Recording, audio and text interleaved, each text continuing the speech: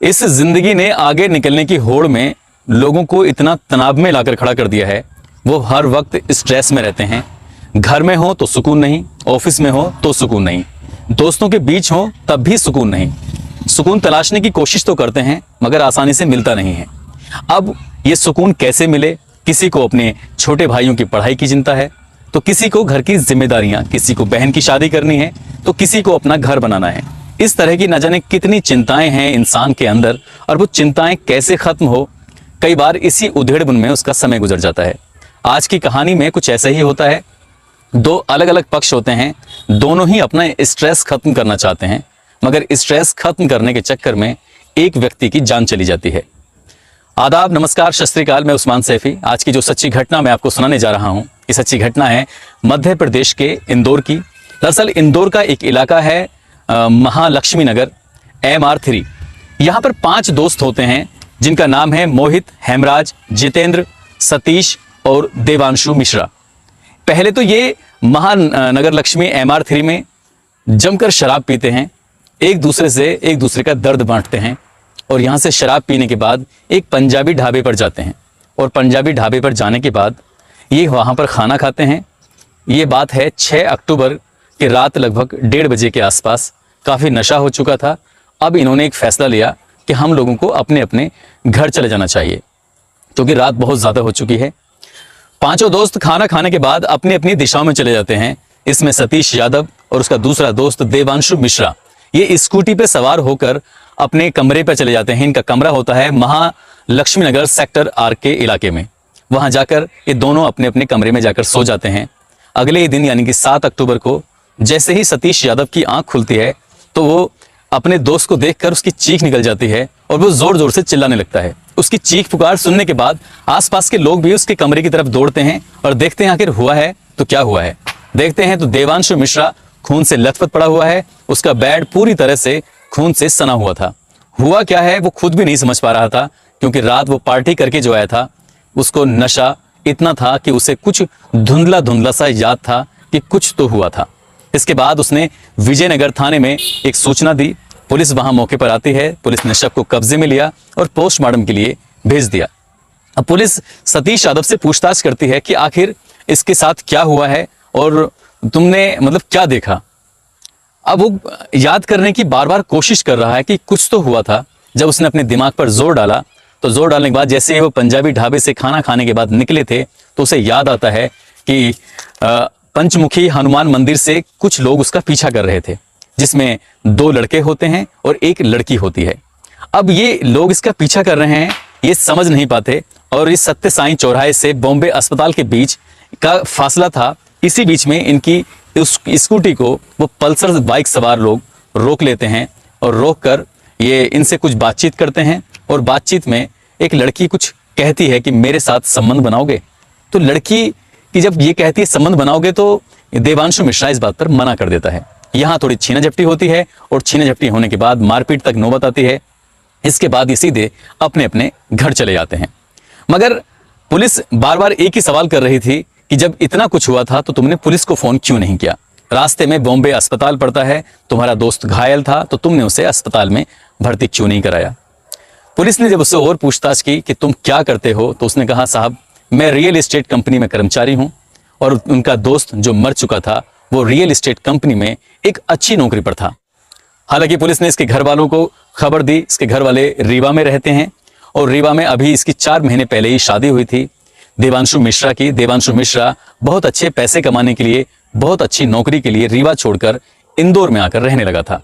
उसका एक ही सपना था कि वो अपने घर वालों के लिए कुछ करना चाहता है, अपने बच्चों के लिए कुछ करना चाहता है। हाल ही में शादी हुई है, अपनी पत्नी के लिए कुछ करना चाहता है।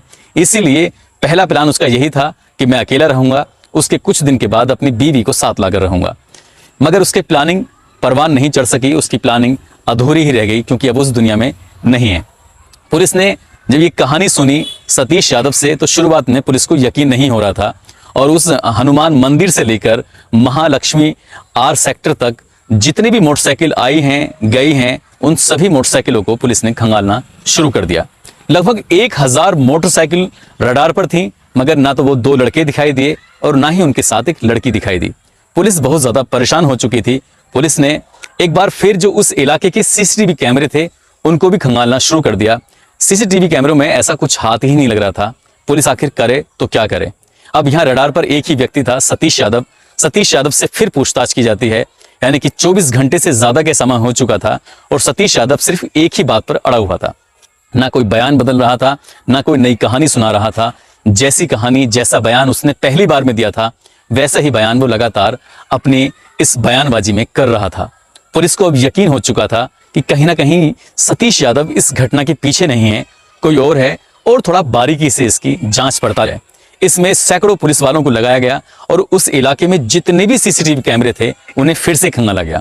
आखिरकार पुलिस को वो बाइक सवार और वो लड़की मिल जाती है जिसकी पुलिस को तलाश थी। उसी हनुमान मंदिर से उसका पीछा करते हुए स्कूटी का 3 लोग एक बाइक पर जा रहे हैं और ये सत्य साईं चौराहे से बॉम्बे अस्पताल मार्ग पर उसका पीछा करते करते जहां उसका कमरा है उसके काफी नजदीक तक वो बाइक पहुंचती है और वो रोक लेते हैं। ये पूरा वाकया सीसीटीवी कैमरे में कैद हो चुका था।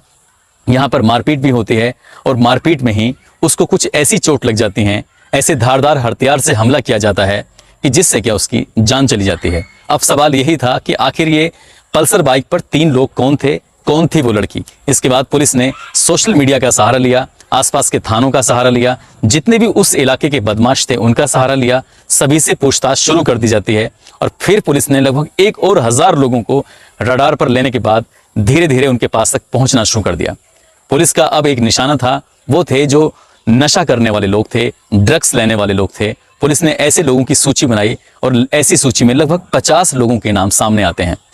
पुलिस ने 50 नशेड़ी पकड़े और 50 के 50 नशेड़ियों को उसने सतीश यादव के सामने लाकर खड़ा कर दिया, मगर सतीश यादव उनमें से किसी को भी पहचान नहीं पाया कि आखिर उनमें से कौन थे। पुलिस ने फिर एक बार और कोशिश की, अपने खबरियों को लगाया और पुलिस को एक अल्लू नाम का व्यक्ति मिल जाता है और उसका एक दोस्त था आलिम। आलिम और अल्लू जैसे ही पुलिस की गिरफ्त में आते हैं, इन्हें आजाद नगर से गिरफ्तार किया गया था। जब इनसे पूछताछ की गई कि वो लड़की कौन थी जो रात तुम्हारे साथ थी, पुलिस ने यह महज एक तुक्का मारा था, मगर ये तुक्का बिल्कुल सटीक जाता है। वो कहते हैं साहब ये लड़की नहीं थी बल्कि जोया नाम की किन्नर है। जैसे ही पुलिस ने कहा किन्नर है तो पुलिस की भी रोंगटे खड़े हो जाते हैं। पुलिस उसको भी गिरफ्तार कर लेती है और जब सामने लेके आती है तो वाकई वो खूबसूरत किन्नर थी। उस खूबसूरत किन्नर ने अपना जेंडर चेंज कराया था। अब वो किन्नर नहीं थी, अब वो लड़की थी। उस लड़की की शादी हो चुकी थी, एक लड़के से, शाहिद नाम के लड़के से निकाह हो चुका था। खुशहाल जिंदगी जी रही थी, मगर उसको एक शौक था नए नए लोगों से दोस्ती करना, उनके साथ रातें बिताना। उस रात भी वो रात बिताने के लिए ही, अपना स्ट्रेस दूर करने के लिए ही एक लड़के की तलाश में थी और वो लड़का था देवांशु मिश्रा। दोनों ने पीछा किया और जैसे ही स्कूटी के पास पहुंचे तो उन्होंने एक डिमांड की थी कि क्या आप मेरे साथ रात बिताओगे, मगर देवांशु को यह बात कुछ अटपटी लगी।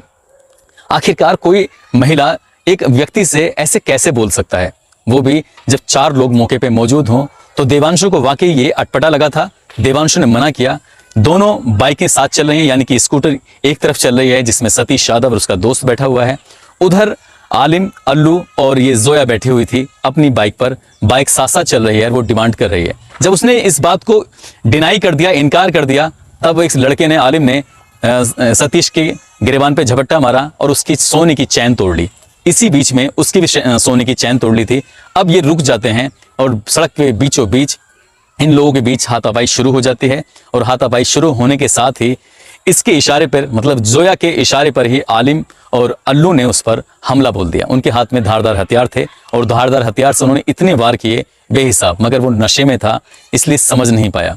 अपने दोस्त को स्कूटी पर बिठाते हुए, क्योंकि घर कमरे के बहुत करीब था, ले जाकर उसने उसे बेड पर लेटा दिया।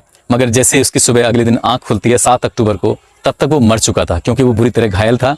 वो समझ ही नहीं पाया कि मुझे पुलिस को सूचना देनी है, वो समझ नहीं पाया कि उसका इलाज भी कराना है। ना वो इलाज करा पाया, ना वो पुलिस को सूचना दे पाया।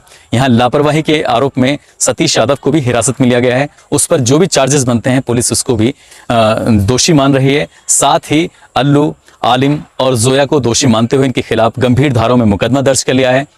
इन तीनों को जेल भेजा जा रहा है। दोस्तों, जब सतीश से पूछा गया था कि तुम लोग इतनी रात में क्या कर रहे थे, तो बताता है कि हम लोग दोस्त हैं और अपना स्ट्रेस दूर करने के लिए, किसी को नौकरी का स्ट्रेस था तो किसी को परिवार का स्ट्रेस था, सभी लोग कहीं ना कहीं परेशानी के बीच से गुजर रहे थे।